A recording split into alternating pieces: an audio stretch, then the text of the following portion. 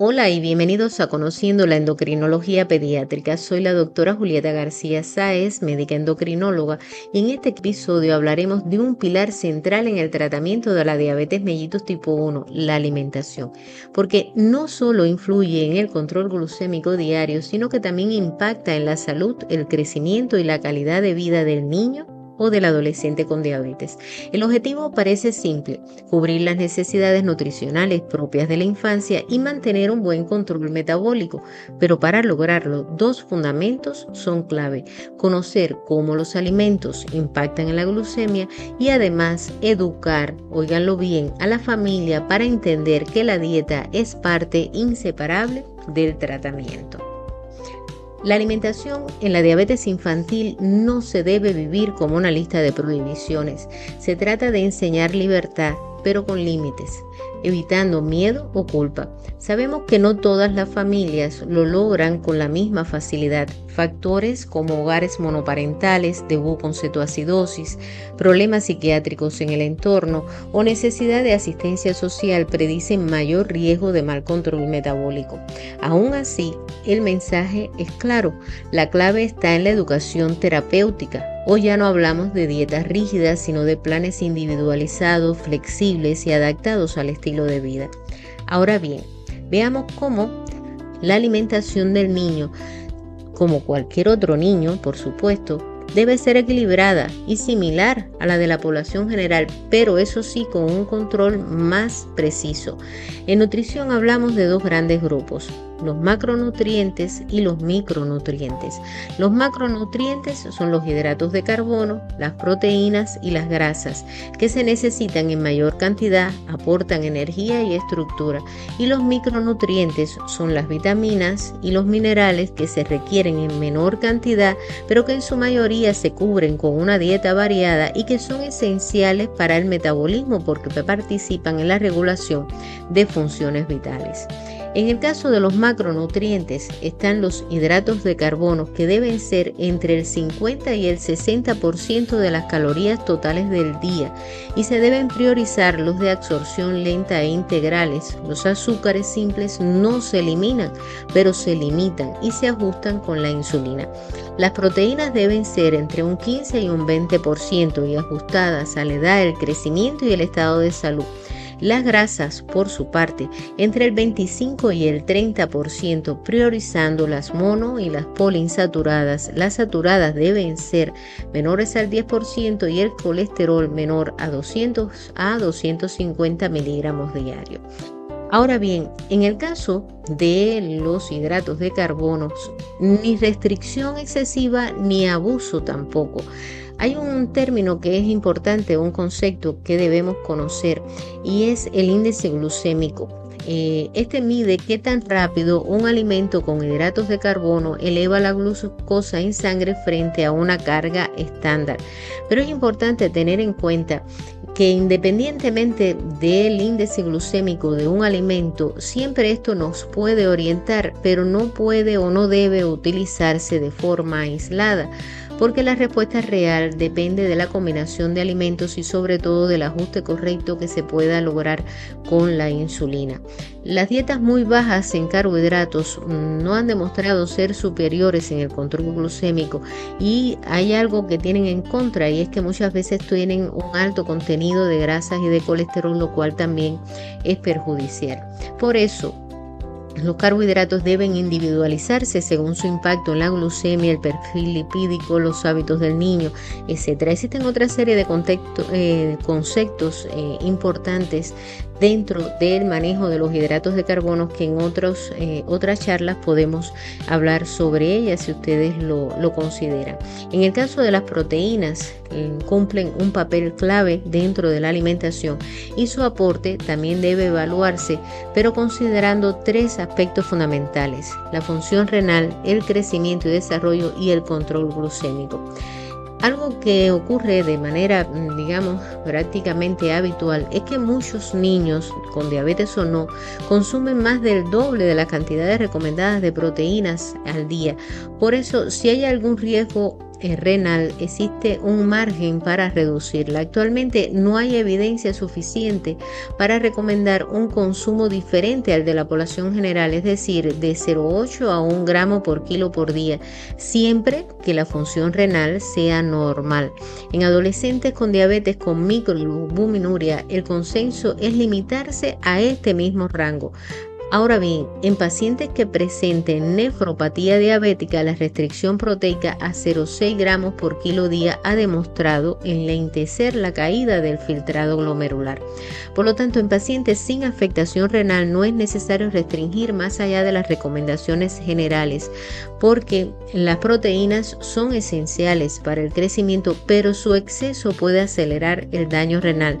Pero también la reducción excesiva puede tener consecuencias negativas, o sea, el aumento del tejido graso, la disminución de la masa muscular y también el riesgo de desnutrición. Por lo tanto, lo fundamental es un aporte equilibrado y adaptado al estado metabólico y renal del paciente.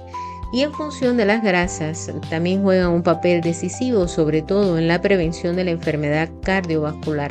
En niños mayores de 2 años, con peso y colesterol normal, se recomienda, como veíamos hace un momento, menos del 30% de las calorías totales, de grasas poliinsaturadas menos del 10%, de grasas monoinsaturadas entre un 10 y un 15%. Reducir drásticamente la grasa en la dieta no siempre logra un gran impacto en el colesterol sérico. En pediatría no se trata de aplicar objetivos numéricos rígidos. Los niños no son adultos pequeños. La clave está en la moderación y en promover hábitos saludables más que en imponer restricciones estrictas. El objetivo es claro: limitar grasas de mala calidad, favorecer las saludables y promover una alimentación equilibrada que cuide la salud cardiovascular desde la infancia. Ahora, en función de los micronutrientes, las alteraciones de las vitaminas y los minerales en la diabetes mellitus tipo 1 pueden existir, pero lo que sí existe consenso es que no se justifica la suplementación rutinaria cuando no está comprobado el déficit del micronutriente. En cuanto a la fibra, ayuda a mejorar la glucemia y el perfil lipídico, aunque en exceso pueden dar efectos adversos, incluso puede aparecer hipoglucemia si no se ajusta la insulina después de una alimentación sobrecargada en fibra. Se recomienda priorizar los vegetales, los cereales integrales y porciones con más o menos 5 gramos de fibra natural. No hace falta llegar a cifras altas, lo importante es un consumo que sea suficiente y equilibrado. El consenso actual es claro: los pacientes con diabetes no necesitan suplementación rutinaria de vitaminas o minerales, salvo que exista un déficit documentado o situaciones especiales como embarazo, la lactancia, también en los adultos mayores, en la vejez, que tengan comprobado el déficit, dietas vegetarianas estrictas o restricciones alimentarias severas. Y hay otra pregunta que muchas veces se hace en la consulta, y es: ¿los niños con diabetes necesitan productos especiales para su alimentación? Y estamos hablando de edulcorantes y alimentos dietéticos. Bueno, pues la respuesta es clara: no. Los objetivos nutricionales pueden cumplirse perfectamente con una selección equilibrada de alimentos comunes, sin necesidad de recurrir a productos para diabéticos o dietéticos.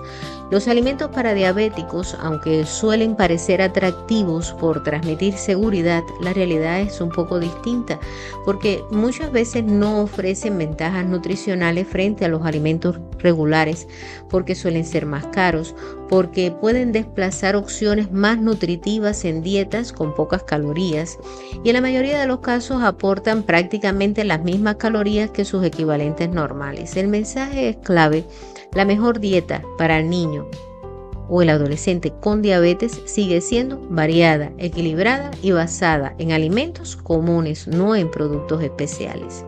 Y en el caso de los edulcorantes, se ha probado o el uso de edulcorantes como el aspartamo, la sacarina, la cesulfamo, el neotamo, la sucralosa son seguros, incluso muy por encima de la ingesta diaria aceptable.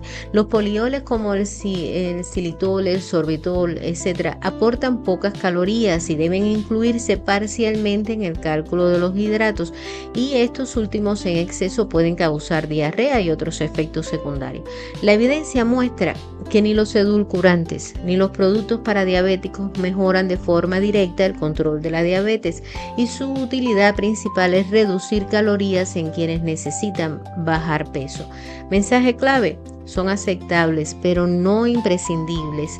La base siempre debe ser una dieta, como ya lo habíamos dicho, equilibrada y común, ajustada a la insulina.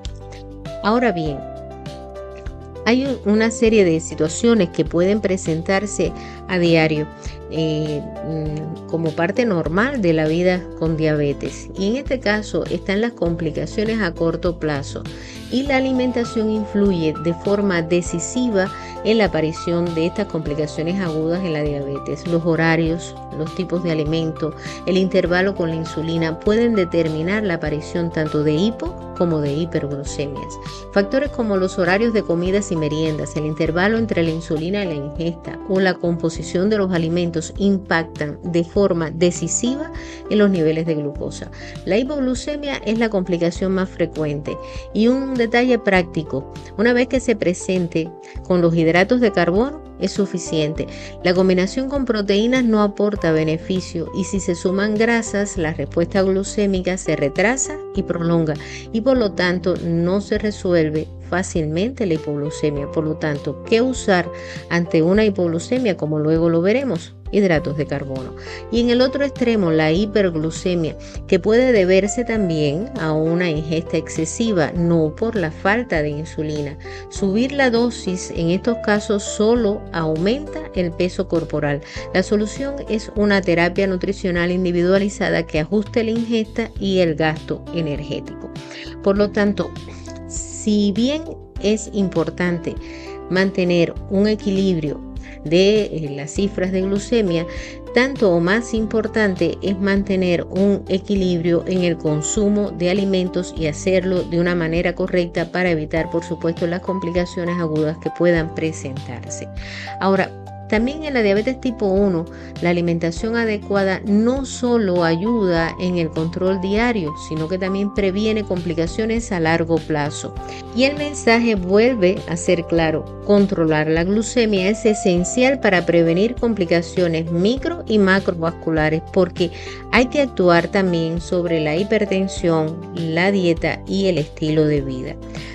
Ahora bien, lo cierto es que el éxito no depende solo del médico o del nutricionista.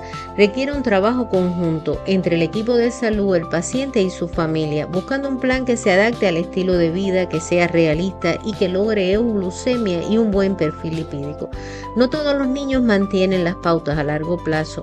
Las barreras más comunes son, sentirse diferentes, expectativas poco realistas o falta de apoyo familiar.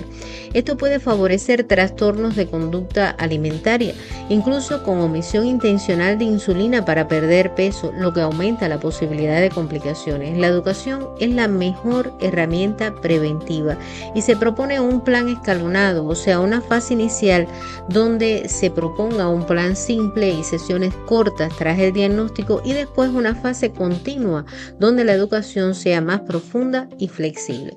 Lo ideal es contar con nutricionistas especializados desde el inicio, con controles frecuentes y revisiones anuales. Hoy la clave es la flexibilidad, adaptar la insulina a la dieta y al ejercicio, no imponer horarios rígidos. El cómputo de carbohidratos es la herramienta práctica y personalizada que hoy por hoy se considera la de mayor ventaja. Entonces, lo cierto es que la nutrición y la diabetes están unidas de manera inseparable. Comprender esta relación mejora el control, previene complicaciones, pero el mayor desafío sigue siendo transformar las recomendaciones en hábitos reales y sostenibles. La alimentación no es un accesorio, es un pilar de tratamiento. Lo esencial es empoderar a las familias para que conviertan la nutrición en un aliado cotidiano, real, sostenible. Entonces, te pregunto, ¿cómo podemos lograr que cada familia, cada niño y adolescente con diabetes vea la nutrición como un aliado y no como una carga? La respuesta está en educar, motivar y acompañar. Y con esto cerramos este episodio. Gracias por acompañarme en este acercamiento a la alimentación infantil. En el próximo hablaremos un poquito más.